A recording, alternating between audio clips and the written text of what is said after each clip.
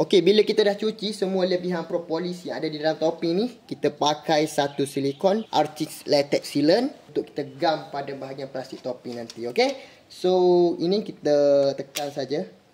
Okey, korang boleh cari ya yang model ni. Letak je pada bahagian dinding topi tu. Bagi rata apa semua. Alright. Letak je atas ni. Okey.